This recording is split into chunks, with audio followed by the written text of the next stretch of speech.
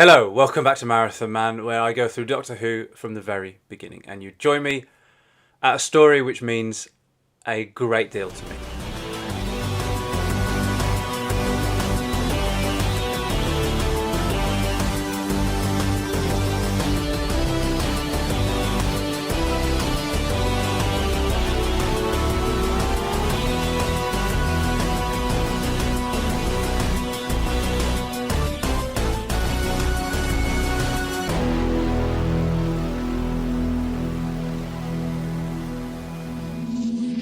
As a child of 8, this instantly became my favourite Doctor Who story. As a child of 39 who's seen all of Doctor Who's televisual output with more developed, if occasionally questionable, critical faculties, then I don't think, hand on heart, I would be able to say that I still think this is the best story. But if I had a gun to my head and was forced to nominate one favourite out of the hundreds available, the length of time that this one spent at the top of my list, combined with the memories that it stirs up, I think I'd be forced to still nominate The Mind Robber. The nostalgia when watching this story is off the charts. I am back in the house I grew up in the Midlands, sitting on the hideous carpet, which was an unfortunate hangover from the late 1970s, eating fish and chips from the local chippy, and being absolutely enthralled by the sojourn to the land of fiction. To succumb to this very primal impulse of allowing the nostalgia to carry me through certain stories on any marathon is always tempting, and I have had to stop myself from doing that at times. But as with The Time Meddler, this is an example of the story just sort of entertaining me on its own merit and doing a damn fine job without even taking into account the warm fuzz of sentiment. This is the story Doctor Who needed at this point. After a successive run of outrageously similar stories and a fairly underwhelming opener bringing some changes, though not being all that good itself, we get smacked in the face with a story overflowing with imagination and ideas. There is so much variety and such a volley of experimentation that it's almost as if it is single-handedly trying to make up for Season 5's relative lack of it. That much of these came out of necessity, such as being unexpectedly gifted an extra 5th episode or the sudden illness of a principal cast member, only really adds to how successfully this story pulls all of that off. Take the chickenpox problem as a prime example, that it overcame such obstacles to produce the final result that it did, when other stories have floundered under far easier circumstances. It doesn't just elevate this one, it almost ends up shaming the others. Now, admittedly, The Mind Robber does have a decent built-in fluidity with which to work around these, but I still don't think it precludes the solutions from being, in my opinion, utterly brilliant in their audacity. For a brief time, we get a new Jamie, and I think Hamish Wilson does a really good job of playing the same character as Hines. Now, when the Doctor is recast, his personality changes with his appearance in order to form, what could be seen as a new character. But here, Jamie is still Jamie, just with a face that's been mucked up by the Doctor. And, to me at least, he still feels like Jamie. While it may be out of necessity because of Hines' chickenpox, how they get around it is as bold as bloody brass, and it adds to the whole out there vibe, made quite grounded in the characters we've come to know by the Doctor's embarrassment at getting the face wrong. It's an absolute hoot, and it's pulled off with aplomb. The whole thing is a huge departure, not just for Troughton's Who, but pretty much for Who in general.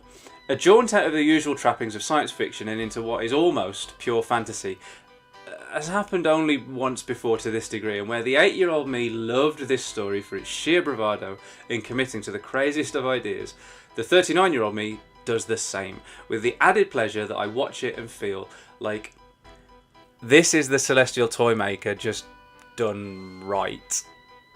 The slightly surreal bend, the batshit imagery, and the all-powerful mastermind controlling it all. It shares all of that with the earlier Hartnell story, but the flavours here are all slightly different and they work brilliantly.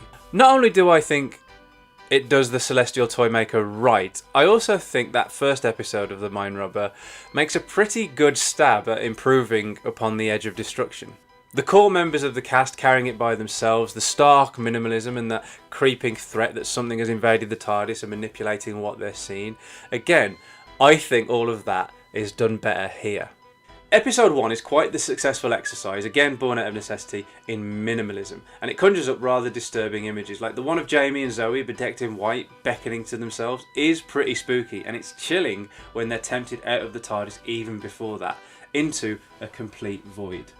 After bases, monsters and RSC aliens, this is a kick up the arse, and it's so very, very welcome. Troughton's graveness when the Doctor's worried about being nowhere is very, very effective and works wonders in setting up the stakes of this story, and that's even before we're introduced to any of the aces that it has up its sleeve. As well as him and the imagery working flat out to pump up the ambience, we also have some truly A-star sound. The white robots and later the toy soldiers, they make some truly brilliant Doctor Who noises. And they add to the overall sense of foreboding that this episode really skillfully constructs. Then, the TARDIS blows up, they drift aimlessly off into space, and Zoe's screams bring the chills. I think it's safe to say that this is the best episode of Doctor Who in ages. It's really good at cliffhangers, this story. Now, when the cliffhangers became part of the furniture, it became really easy for Doctor Who to sort of like engineer them, and it really shows. Because occasionally, Doctor Who will end an episode on what it thinks is one, when it actually isn't. Stop, don't move.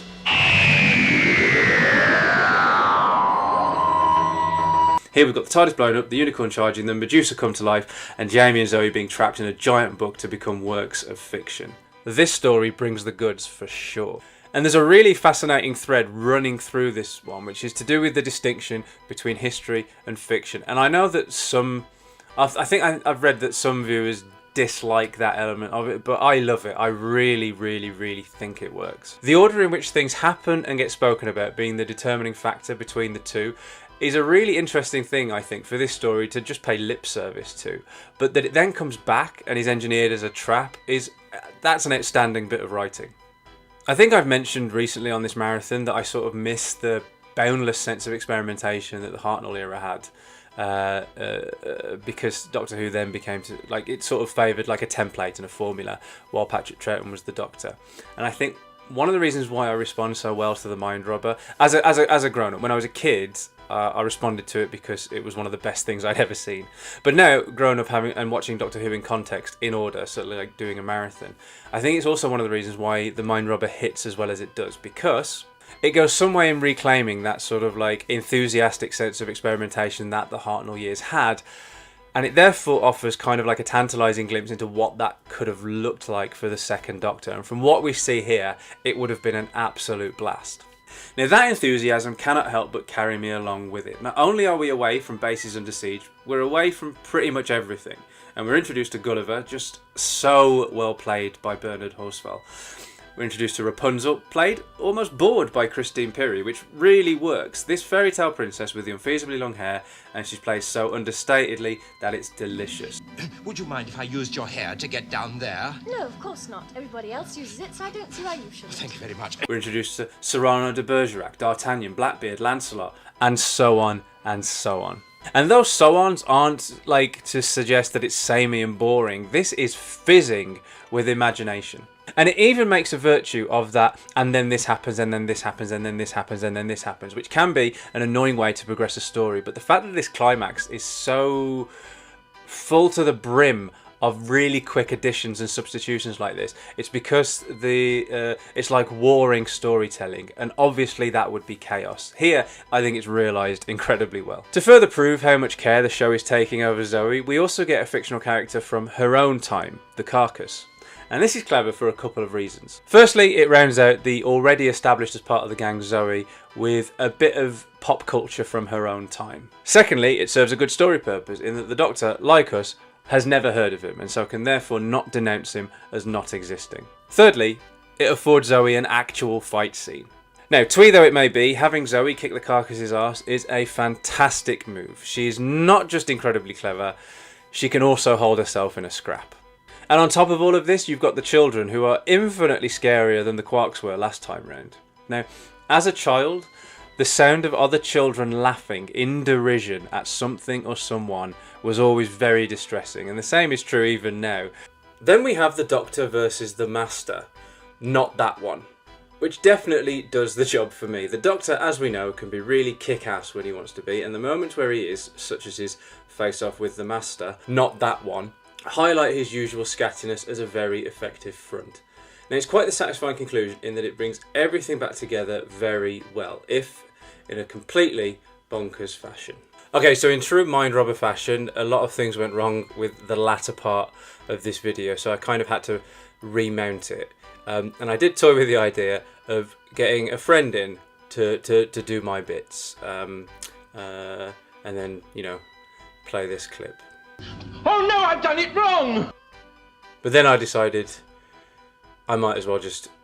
It'll look slightly differently, but wow, who cares? Of all the stories for it to happen to, I think the Mind Robber is a good one. Now, you see, I always see the Mind Robber as something of a checkpoint. It's one I always really look forward to reaching, and then I always feel a slight pang of regret when it's over, because I know that its time won't come again for a really, really long time. Now, for me, it isn't just a highlight for the second Doctor. It isn't just a highlight of 1960s Doctor Who. For me, this is a highlight of all of Doctor Who. And after 219 episodes, I'm inching ever closer to a whole new era.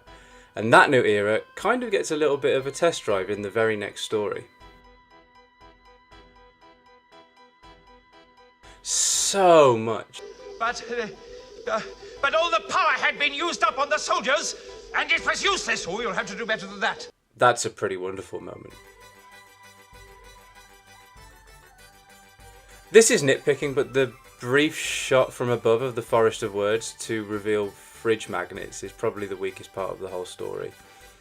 I did toy with the idea of like the, you know, that picture writing being a bit too simple, but I don't know, that kind of, I feel like that works with the vibe of the story. The fridge magnets less so.